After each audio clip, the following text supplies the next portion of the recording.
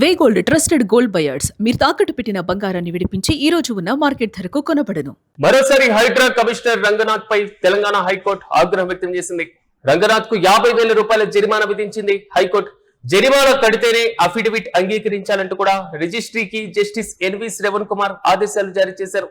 ప్రధానంగా హైదరాబాద్ లోని ఖైరతాబాద్ మండలం యూసఫ్గూడ పరిధిలో ఉన్నటువంటి హనుమాన్ టెంపుల్ వెనుక ఉన్న సర్వే నంబర్ 45లో మొహమ్మద్ షఫాతుల్లాకు చెందిన 2 ఎకరాల భూమిపై కోర్టు స్టేటస్ కో విధించింది.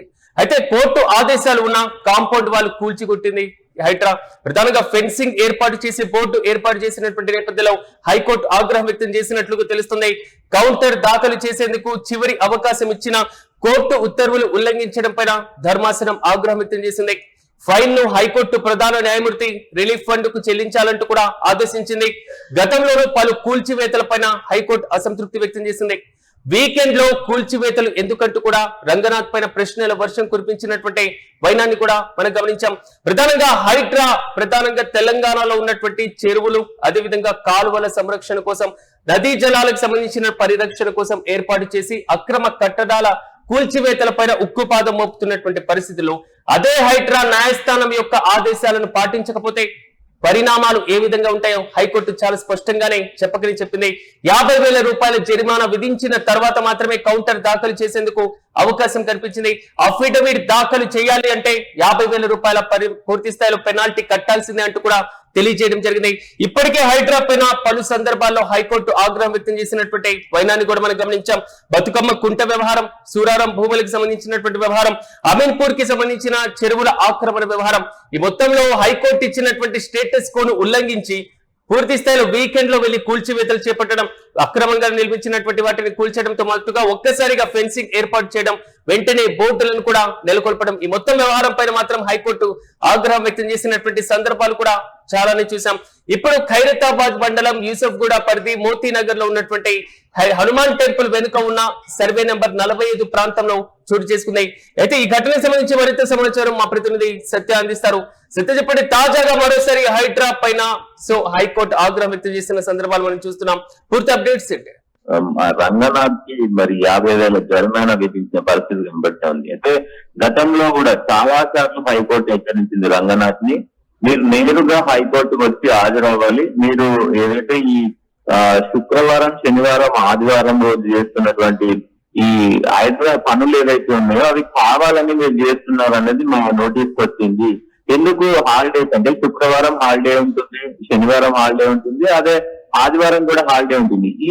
ఈ వీకెండ్స్ లోనే ఎందుకు మీరు కూల్చివేతలు చేస్తా ఉన్నారు అంటూ కూడా మరి ఇప్పటికే చాలా సార్లు ఏదైతే పటాన్ చెరువుకు సంబంధించినటువంటి అంశంలో కావచ్చు, కుకట్పల్లి సంబంధించినటువంటి అంశంలో కావచ్చు, సూరారంకు సంబంధించినటువంటి అంశంలో కావచ్చు, ఇట్లా ఒకటి కాదు, 2 కాదు, చాలా రకాల ఈ 2.5 సంవత్సరాల కాలాల్లో చాలా సార్లు హెచ్చరించింది. అయినప్పటికీ కూడా రంగనాథ్ తన పని తాను చేసుకుంటూ వెళ్తా ఉన్నాడు. ఇటీవల కాలంలో ఏదైతే హైదరాబాద్ సంబంధించినటువంటి ఖైరతాబాద్ వెంగళరావు నగర్ సంబంధించినటువంటి సర్వే నెంబర్ 45 లో ఈ మహమ్మద్ షహతుల్లా సంబంధించినటువంటి 2 ఎకరాల భూమి వివాదంలో ఉంది. సో అది కోర్టుకు సంబంధించినటువంటి ఆవరణలో ఉంది. సో అది చూడకుండానే అంటే ఈ భూమి గతంలో హైకోర్టు స్టే ఇచ్చింది. ఈ స్టేకి సంబంధించి కూడా మరి హైడ్రా అధికారులు కాంపౌండ్ వాళ్ళు మరి కూల్చివేయడం అనేది ఆ కంచె మరి కాంపౌండ్ వాళ్ళు కూల్చివేయడంతో పాటు ఆ హైడ్రాకి సంబంధించి ఆ కంచెను కూడా ఏర్పాటు చేశారు. సో ఇది అంటే హైకోర్టుకు తీవ్ర కోపాన్ని తీసుకొచ్చిన పరిస్థితి కనబడుతుంది. ఆల్రెడీ మేము స్టేటస్ కో ఇచ్చాము, అంటే ఇది హైకోర్టులో ఉంది, దీని పరిస్థితి మేము సమీక్షిస్తున్నామని చెప్పినప్పుడు ఎందుకు మరి అంతా హడావిడి వెళ్ళి మీరు దాన్ని కూలగొట్టి మొత్తం అక్కడ ఫెన్సింగ్ వేసి ఇవన్నీ చేయాల్సిన అవసరం వచ్చింది అంటూ కూడా మరి కోర్టు అడిగిన పరిస్థితి. దీనిపై వివరణ ఇవ్వాలంటే కూడా మరి ఇప్పటికే ఏప్రిల్ 8న హైకోర్టు చివరి అవకాశం ఉండే. సో అది కూడా చివరి అవకాశానికి కూడా మరి ఆయన రంగనాథ్ రాలేదు. దీనికి సంబంధించి హైడ్రా కమిషనర్ కౌంటర్ అఫిడవిట్ దాఖలు చేయడానికి 50,000 ఏదైతే జరిమానా విధించామో ఆ జరిమానా విధించిన తర్వాతే మొత్తం కూడా ఇవన్నీ కూడా మరి ఈ దాఖలు చేయాలంటూ కూడా మరి చెప్పిన పరిస్థితి అయితే కనబడతా ఉంది. మొత్తానికి ఈ 50,000 ఫైన్ ఏదైతే ఉందో మొత్తం high court chief justice relief fund కు చెల్లించాలని అయితే స్పష్టం చేసింది. ఈ జరిమానా సొమ్ము కడితేనే మీరు ప్రధానంగా అంటే యథాతథ స్థితి స్టేటస్ కో అంటేనే హైకోర్టు ఇచ్చేటువంటి కీలకమైనటువంటి ఉత్తర్వులు. సో దాన్ని ఉల్లంఘించినటువంటి సందర్భాలు పదే పదే వ్యక్తమవుతున్న నేపథ్యంలో గతంలో రంగనాథ్ హైకోర్టు కూడా వెళ్ళడం జరిగింది, కొంతవరకు క్షమాపణ కూడా కోరిన సందర్భాలు మనం చూసాం. ఇప్పుడు హైడ్రా నెక్స్ట్ స్టెప్ ఎలా తీసుకునేటువంటి అవకాశం ఉండొచ్చు? ప్రధానంగా ఇక్కడ చాలా రోజుల నుంచి కూడా ఇప్పుడు కొన్ని ఇష్యూస్ ఉన్నాయి. గతంలో సూరారం భూమికి సంబంధించి కానీ, ఇక్కడ పొద్దులాపూర్ సంబంధించినటువంటి అంశం కానీ, అలాగే కూకట్పల్లి సంబంధించినటువంటి అంశం కానీ, పటాన్చెరుకు సంబంధించినటువంటి అంశం కానీ, ఇట్లా తీసుకుంటా పోతే దాదాపు చాలా అంశాల పైన కోర్టు స్టే ఇచ్చింది. మీరు వీకెండ్స్ లో కూల్చివేతలు చేయొద్దని ఇప్పటికే పలుమార్లు చెప్పింది.